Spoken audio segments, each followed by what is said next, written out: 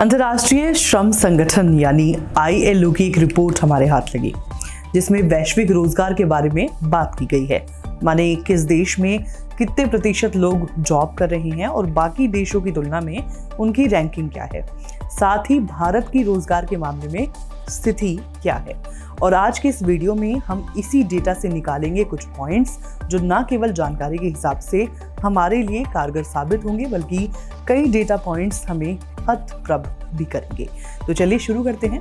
मेरा नाम है प्राची और आप देख रहे हैं करियर्स 360।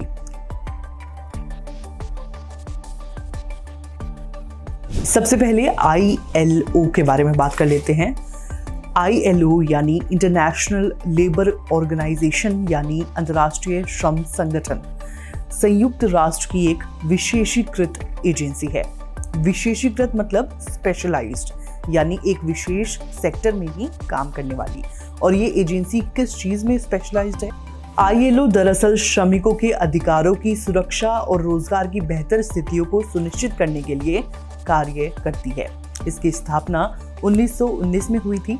ILO का मुख्यालय जिनेवा में है और इसका कार्य क्षेत्र व्यापक है, जिसमें रोजगार से जुड़े विषयों को लेकर सर्वे करना, स्टडी करना और डेटा और रिपोर्ट्स प्रकाशित करना भी शामिल है। और शुरू में रोजगार से जुड़े जिस डेटा के बारे में हमने बात की वो हमें इसी वेबसाइट से मिला है।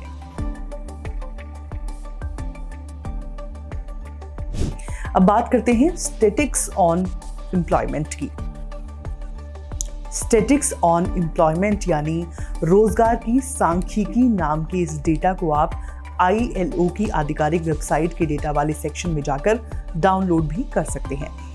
हालांकि इस डेटा से जुड़े कुछ मेन पॉइंट्स जिनमें हमारी आपकी रुचि हो सकती है वो हमने पहले ही पॉइंटर्स के रूप में आपके लिए छांट के निकाल दिए हैं। तो चलिए इन पॉइंट्स में डेटा रिपोर्ट का सार समझा जाए। किसी मुल्क में रोजगार की स्थिति को समझने के लिए रोजगार जनसंख्या अनुपात बेहतरीन टूल होता है।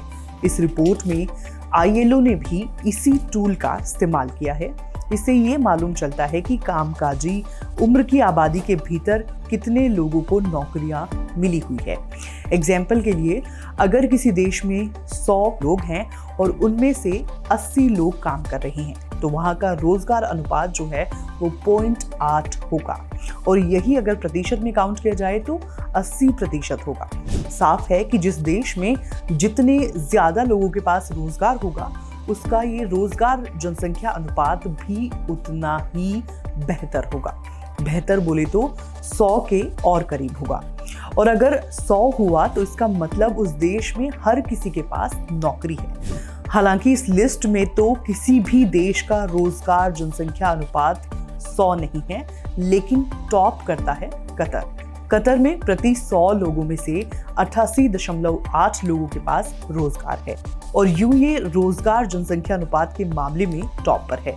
प्राकृतिक गैस, तेल, कंस्ट्रक्शन और फाइनेंस जैसे सेक्टर्स में कतरी सरकार के भारी निवेश ने बड़े पैमाने पर रोजगार सृजन को बढ़ावा दिया है। विदेशी नागरिकों के लिए इंजीनियरिंग, हेल्थ सर्विस और एजुकेशन जैसे सेक्टर्स में नौकरी की अपार संभावनाएं हैं। दोहा के प्रशासनिक विकास, श्रम और सामाजिक मामलों के मंत्रालय का डेटा देखें तो कतर में 2.1 मिलियन प्रवासी मजदूर हैं, जिनमें से कई नेपाल, बांग्लादेश और भारत समेत देशों से हैं। चलिए आगे आपको बताते हैं कि इस लिस्ट के टॉप 10 देशों में से बाकी के 9 देश कौन कौन से हैं। 83.6% के रोजगार जनसंख्या अनुपात के साथ मेडागास्कर दूसरे नंबर पर है। 83.1% की रोजगार दर के साथ सोलोमन आइलैंड तीसरे स्थान पर और 80.2% रोजगार दर के साथ यूनाइटेड अरब एमिरेट्स चौथे नंबर पर है। 79.3% और 78.13% के साथ क्रमशः तंजानिया 5वें और बुरुंडी 6ठे नंबर पर है। यूथोपिया 77.611 के साथ 7वें नंबर पर, मोजाम्बिक 76.12 के साथ 8वें, कंबोडिया 75.62 के साथ 9वें और लिबेरिया 74.67% के साथ 10वें नंबर पर है। जिन देशों में रोजगार परसेंटेज सबसे कम है उनमें जिबूती 7% के साथ सबसे नीचे है। इसके ऊपर यमन 27% पर, सोमालिया 27.6% पर, अफगानिस्तान 31.3% पर और जॉर्डन 31.9% पर आते हैं। ये आंकड़े दर्शाते हैं कि इन देशों में रोजगार के अवसर बेहद सीमित हैं और वहां की आर्थिक स्थिति जो है वो चुनौतीपूर्ण हो सकती है।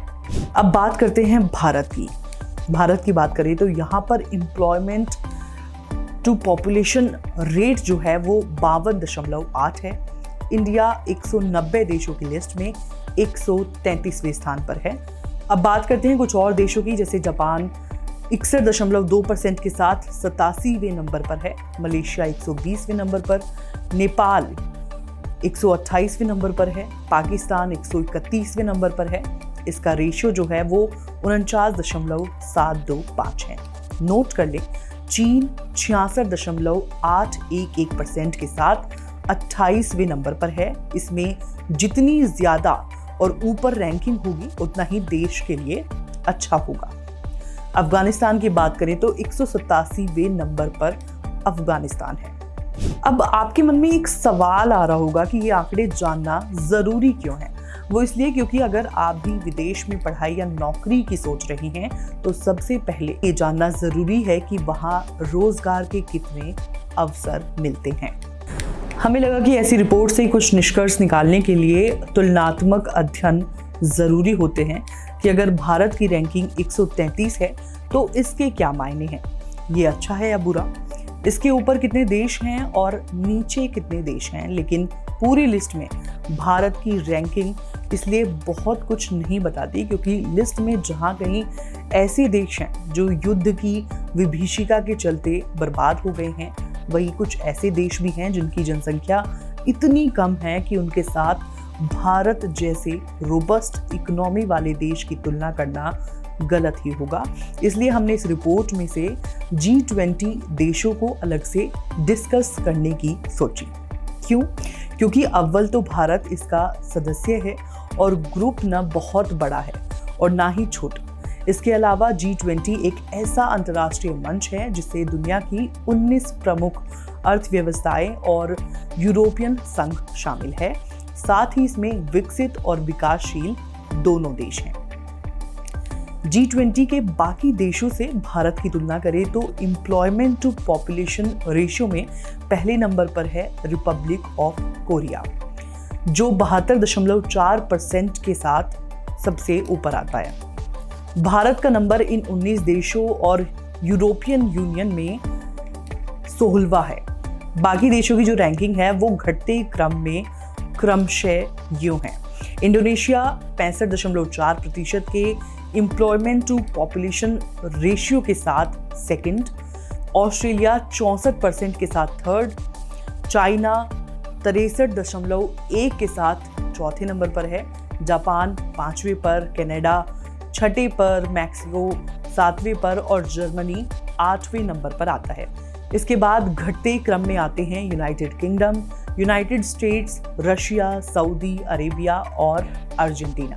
अर्जेंटीना के बाद जैसा पहले भी बताया था आता है इंडिया का नंबर, जो कि इंडिया 58.4% पर है, यानी 16वें नंबर पर है।